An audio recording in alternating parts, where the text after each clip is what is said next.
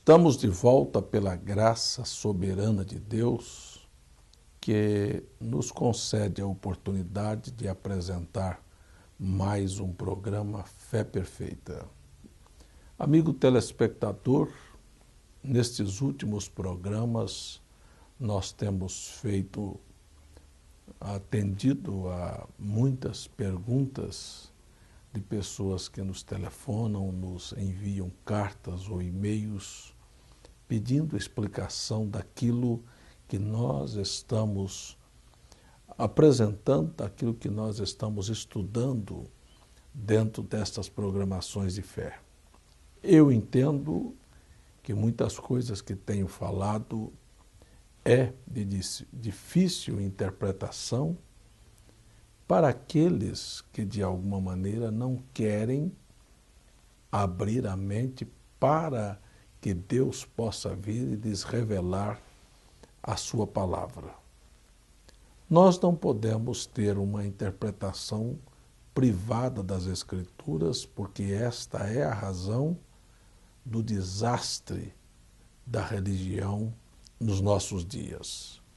Eu quero tomar aqui, para atender e responder perguntas feitas por um telespectador da cidade de Recife, e eu quero deixar São João capítulo 17, verso 3, e a vida eterna é esta, que te conheçam a ti só, por único Deus verdadeiro, e a Jesus Cristo, a quem enviaste.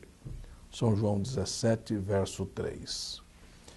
Meu nobre irmão, meu nobre amigo telespectador, o grande arquiteto do universo, o eterno Deus, aquele que não tem princípio e nunca terá fim, antes que ele abrisse um espaço para tratar e para estabelecer na terra uma família, um reino, ele primeiro, na eternidade, planejou todas as coisas. Eu quero que você entenda que Deus é eterno e que ele abriu um parêntese chamado tempo. E dentro do tempo, ele então criou um lugar agradável para a sua família e colocou sua família ali. Isto é o que nós encontramos no capítulo 1 e no capítulo 2 do livro de Gênesis. Muito bem. Na eternidade, na parte de trás da mente de Elohim, aquele que não tem princípio, aquele que subsistiu de si próprio, ele planejou tudo o que nós estamos vendo acontecer hoje. Ele planejou uma hoste celeste com arcanjos, com anjos, com serafins, com querubins. E ele sabia que dentro desta ordem celeste haveria um que haveria de se rebelar e arrastar a terça parte dos anjos, e que a grande batalha se efetuaria no céu e que estes anjos caídos seriam precipitados nas cadeias da escuridão.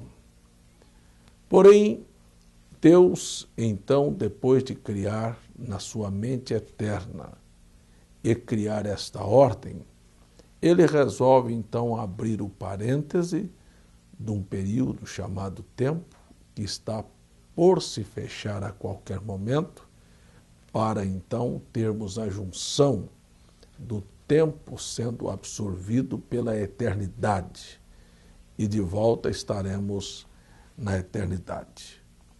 Neste período chamado tempo, ele dá vida a este planeta que estava escuro, sem forma e vazio. Ele coloca luz. E quando Deus faz estas coisas, então você percebe que na mente eterna de Elohim, ele já preconhecia todas as coisas, porque na eternidade, que nós não podemos precisar a quantidade de anos, porque não se conta tempo na eternidade, Deus conhecia tudo o que haveria de acontecer, tanto na sua ordem celeste, como na intervenção que ele faria sobre o planeta, também na ordem terrena dentro do planeta Terra. Então ele coloca uma família. Sua família é enganada e cai. Na eternidade, antes de fazer absolutamente nada, ainda criando o projeto, então ele tem filhos e ele tem a queda para que desse oportunidade para ele manifestar o quanto ele é bom, os seus atributos que estavam em si, e então ele tem o Salvador. Veja que a Bíblia é muito clara em dizer que antes que houvesse mundo, o Cordeiro havia sido sacrificado e o nome daqueles que haveriam de herdar a vida eterna estariam ou foram colocadas no livro da vida do Cordeiro antes da fundação do mundo. Então, antes do tempo. Agora prestem atenção.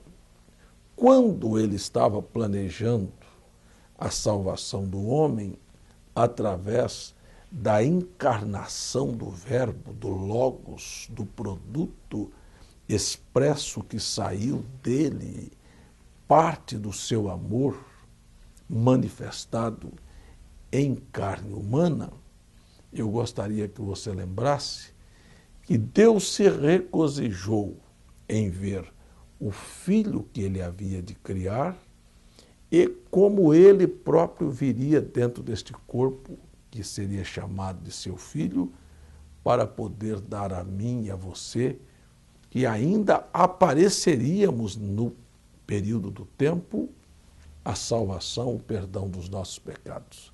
Isto fez o coração de Deus se alegrar, como fez o meu coração se alegrar, porque eu estava nele antes da fundação do mundo, como estive nos lombos do meu pai, do meu avô, do meu tataravô, do meu tatataravô, não é? Estávamos aí, viemos passando de geração a geração, até chegarmos à manifestação daquilo que somos. Então, quando nós chegamos no verso 5 do capítulo 17 do Evangelho de João, encontramos a oração de Jesus: agora glorifica-me tu, ó Pai, junto de ti mesmo, com aquela glória que tinha antes que o mundo existisse. Ora, a visão trinitariana, aproveitando este versículo, cria uma ideia vaga de uma glória que Jesus e o Pai estavam tendo como pessoas distintas antes da fundação do mundo. Olha, antes da fundação do mundo era a eternidade, e na eternidade havia um projeto de Deus se tornar homem na forma de filho. E então o próprio Deus, ao olhar aquilo que ele estava planejando, teve um grande gozo, um contentamento de ver quão perfeito era seu programa e seu plano. E isto é o que Jesus chamou de glorificar com a glória que tinha antes que o mundo existisse. Era o Filho cumprindo perfeitamente o projeto do Pai, mas não pessoas separadas, era o Deus em morfe, mudando de forma do grande Espírito para a forma do homem, e quão perfeito era o Filho se alegrando junto com o projeto que estava sendo criado, porque o Filho era o corpo do Pai aqui na terra. Por isto, em São João, capítulo 17, verso 3, Jesus ora e disse que nós devemos entender que só há um Deus e este Deus estava revelado no Filho Jesus Cristo que foi enviado, porque Deus não enviou o Filho e ficou lá no céu. Jesus disse, o Pai que está em mim é que faz as obras. Então, ele veio no Filho. Agora, no momento em que ele se preparava para dar cumprimento ao projeto do Pai, extremamente alegre, ele pediu que aquela glória fosse manifestada como tudo havia sido planejado antes da fundação do mundo e que o Filho fosse glorificado. Recebesse, então, aquilo que mais tarde você vai ver no livro de Apocalipse, todos dizendo que ele era digno de glória porque comprou homens de todos os povos, nações, tribos e línguas com o seu próprio sangue. E isto fez o coração de Deus se alegrar e Jesus pede que aquela glória fosse manifestada mais uma vez. Então nós não temos aqui 3 pessoas ou 2 pessoas, temos aqui o projeto antes da fundação do mundo. Este irmão de Recife pede para que eu fale e esclareça 1 Coríntios capítulo 15, que eu já fiz em uma destas programações anteriores, quando o apóstolo São Paulo enfaticamente diz que, no capítulo 15 da sua primeira carta, Paulo disse que vai chegar um momento em que o reino seria entregue ao Pai. Vamos ver isto aqui no verso 28. E todas as coisas lhe estiveram sujeitas, então também o mesmo Filho se sujeitará àquele que todas as coisas lhe sujeitou, para que Deus seja tudo em todos. No verso 27 diz, porque todas as coisas sujeitou debaixo de seus pés. Mas quando diz todas as coisas estão sujeitas, claro está que se excetua aquele que lhe sujeitou todas as coisas. Então, aqui está claro que o Filho, deixa eu tomar aqui esta escritura no verso 24. Depois virá o fim quando tiver entregado o reino a Deus, ao Pai, e quando houver aniquilado todo o império e toda a potestade e força. É 1 Coríntios capítulo 15, verso 24. Ora, é muito simples e é muito fácil olhar as Escrituras quando a sua mente não está viciada nesta doutrina pagã de 3 pessoas distintas. Quando você olha a Bíblia como ela é, um Deus Espírito e um corpo que era o veículo deste Espírito aqui na Terra, você não pode ver 2 pessoas, mas você vai ver um Espírito habitando em um corpo, fazendo uma pessoa. Por isto, no Evangelho diz que nós devemos reconhecer ao único Deus, a Jesus Cristo, a quem foi enviado, quer dizer, a habitação deste Deus aqui na terra. Mas aqui, nós olhando para a expressão de que o Filho devolverá o reino, passará o reino ao Pai, dá-se a ideia de 2 pessoas. Mas eu quero explicar isso para você. Ora, o Filho só existe por um propósito. O grande Deus Espírito só se manifestou como Filho por uma razão. Como filho, porque todo aquele que nasce entre os humanos é chamado de filho. Porque, sendo Espírito, ele não tem carne, não tem ossos. Ele não tem sangue. Para redimir a humanidade e pagar o preço do pecado, era necessário sangue. Então precisava de um corpo. Se haveria de haver um corpo feito na nossa imagem e semelhança, ele deveria nascer. E se ele vai nascer, ele vai ser chamado de filho. E então aqui inicia-se o projeto. Como filho, ele deveria ter nascido, crescido, ido à cruz, derramado seu sangue e pago o preço da humanidade. E foi o que ele fez. Quando ele derramou seu sangue e agora retorna, não é? Sai da forma física e agora volta como espírito para guiar e consolar e habitar naqueles a quem ele havia redimido, chegará o tempo em que ele, para cumprir sua promessa, terá que ressuscitar aqueles que morreram em Cristo, e estes serão juntados com aqueles que estão sobre a terra vivos e terão seus corpos transformados e serão arrebatados. Teremos 3 anos e meio de tribulação, o milênio, e depois do milênio, a segunda ressurreição. Na segunda ressurreição, este corpo literal de Cristo deverá estar assentado em um trono para julgar aqueles que foram ressuscitados. No final do julgamento, conforme Apocalipse capítulo 20, então a morte e a sepultura e o inferno serão lançados no lago de fogo. Então aí é quando se aniquila a morte. Até lá, o corpo físico de Jesus Cristo, que é o Rei que estará no milênio, é uma coisa necessária porque todo o processo de julgamento e de aniquilação ainda não se terá completado.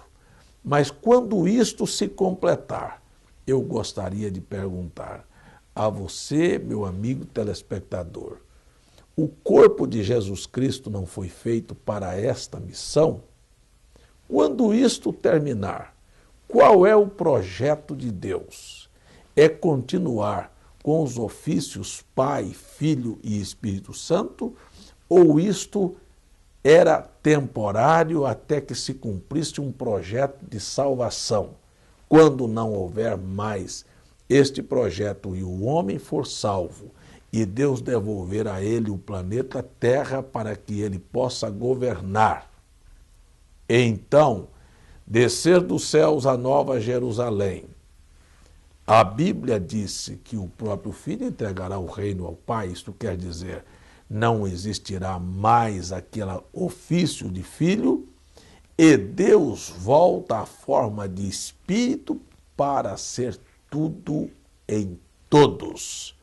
Não é que há aqui 2 pessoas, mas os ofícios desaparecerão e então você terá apenas o grande Deus governando e dirigindo e vivendo sobre o seu povo.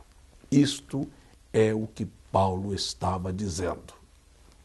Não pense em 2 pessoas. Os ofícios desaparecem e então tudo estará de volta como era no princípio, nas mãos de Deus.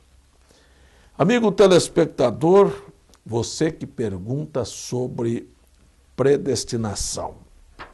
Aqui diz, muitos dizem que predestinação refere-se às igrejas e não a pessoas. Ora, eu quero explicar para você a predestinação. Essa expressão de quem usou que se refere a igrejas e não a pessoas, ela está redondamente errada. Só se pessoas podem ser olhadas como igrejas, porque nós somos a igreja de Cristo e nós somos pessoas.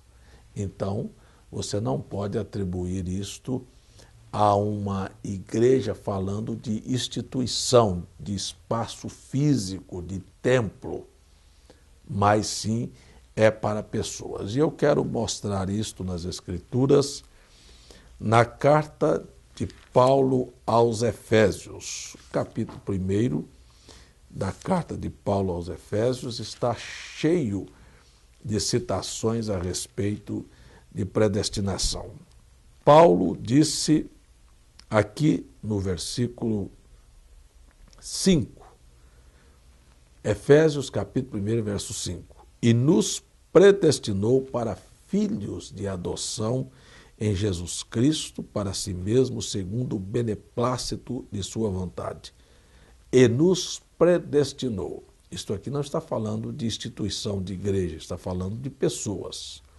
Se você olhar o verso 4, diz, como também nos elegeu nele antes da fundação do mundo, para que fôssemos santos e irrepreensíveis diante dele em caridade. Eu não quero gastar muito tempo neste assunto, mas quero deixá-lo claro.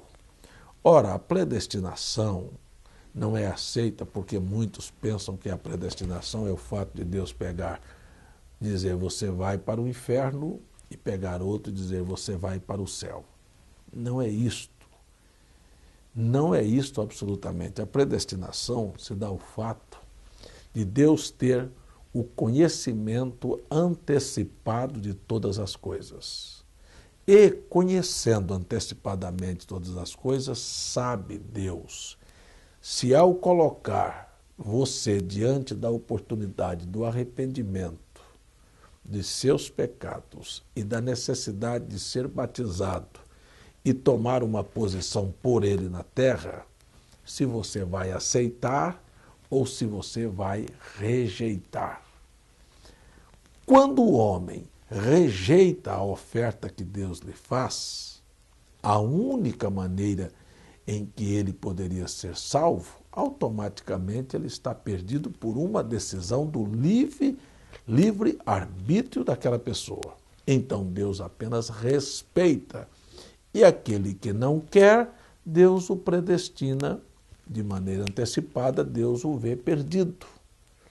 E aquele que aceita de maneira antecipada, por isso é pré, então Deus o predestina para a salvação por ter apenas se submetido e reconhecido ao seu programa. Então a predestinação é a visão antecipada de Deus de poder conhecer todas as coisas, aqueles que creem e aqueles que não creem, aqueles que aceitam e aqueles que rejeitam. Se você aceitou, você está predestinado para a vida. Se você não faz caso disto, como o próprio Esaú, está predestinado, fadado ao fracasso. E este é o grande mistério da predestinação. A eleição nos faz olhar para trás, a predestinação nos faz olhar para frente. A eleição nos mostra de onde viemos, de Deus. E a predestinação nos mostra para onde iremos, de volta para Deus. Isto é o grande mistério da predestinação. Se você é predestinado para crer nas Escrituras, se você olha a Bíblia e não rejeita o seu conteúdo, a sua proposta, amigo, esta é uma boa hora para se arrepender, para ser batizado da maneira correta, para crer na verdade de Deus para o momento, para reconhecer o dia e a sua mensagem. E é isto que eu te convido a fazer agora. Talvez você se considere, ou você olhando no espelho, sabe que você cometeu muitos erros e muitos enganos. E que você está diante de uma oportunidade tão simples, mas que pode resultar ou no inferno ou na vida eterna, que é o seu arrependimento. Não quer se arrepender agora mesmo? Não quer aceitar Jesus como seu Salvador? Não quer ser batizado em nome de Jesus Cristo, virar as costas para este mundo e tomar uma decisão de seguir a Cristo em sua vida, no resto dos seus dias que você tem aqui na terra? Se você o quer, eu te convido a fechar os olhos e agora oro com você. Pai, ajude o meu telespectador que se arrepende, que quer mudar de vida, que reconhece que é um pecador e que precisa ser perdoado, que pode abraçar o teu projeto e dizer, eu quero. Então, eu oro que o Senhor ajude esta pessoa com o perdão dos pecados, com a cura, com a libertação, com o equilíbrio da vida. Em nome de Jesus Cristo eu te peço. Amém.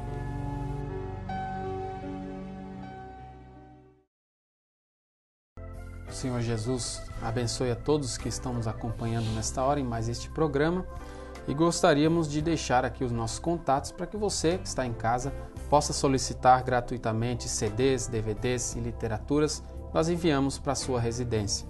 Você pode escrever para a Caixa Postal 3045 João Pessoa, Paraíba e também mandar um e-mail para feperfeita@gmail.com ou nos telefonar para 83-3222-7360 ou 83-3222-4171. Irmão João, nós temos aí também um telefone aí, um 0800, à disposição que as pessoas podem ligar de um telefone fixo e não pagar nem a ligação. Nós mandamos para a casa delas CDs, DVDs e literaturas de graça, né? De graça, inclusive até a ligação, né? O Justamente, 0800, é o 0800 722 7360.